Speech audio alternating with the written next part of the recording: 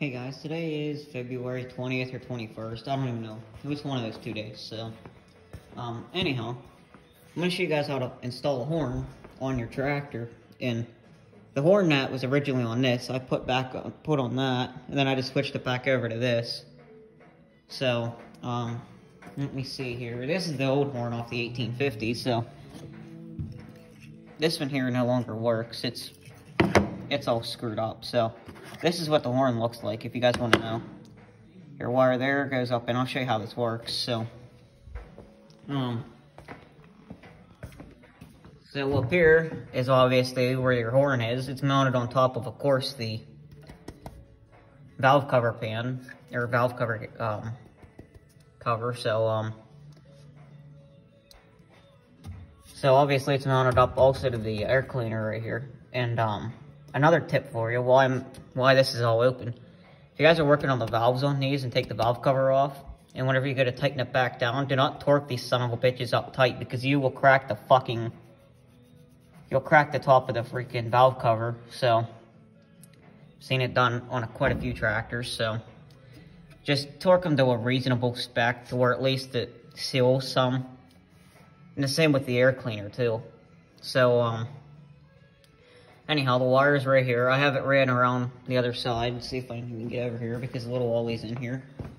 But right here's the wire. It's ran over, down past the preheat, down by the blow-by tube, and down over underneath the diesel tank, or fuel tank, or whatever the heck you have, gas tank. So right here's the wire for it. It runs on top of, I better tighten that zip tie up a little bit. This is the shut-off cable, I believe, for the injection pump. But anyhow, it runs up underneath there, runs up behind this panel here. I had this off already. And up here to the push button. If you guys don't know where to get these push buttons at, you can either order them offline, you can go to Tractor Supply, Royal King, one of them.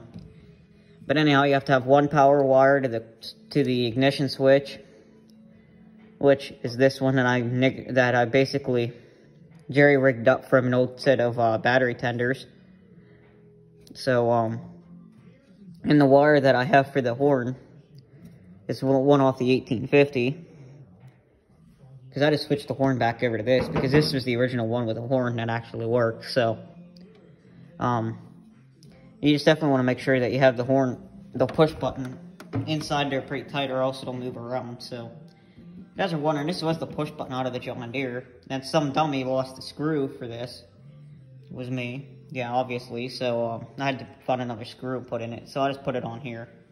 So, you just push the button in and your horn works. So, pretty easy. So I just left this open so that way you guys could see. And if you guys also want to know, if I shock the shit out of myself, there's also lights inside these little, inside the gauges. Let me see, you can see the lights inside the gauges. Yeah. So yeah, I don't know if there's one. Yeah, there is one for the, oil pressure. There's one for that, for the amp gauge, and I don't know if there's one for the hour meter or not. I think there is. I don't know, but anyhow, the good thing about working on these, all you have to do is just take the cover off. You have access to the ignition switch, everything.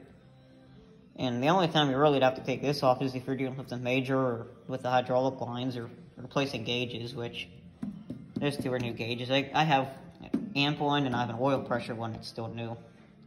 So, if those quit working, then I'll replace them. But anyhow, so that's how you guys hook up a horn.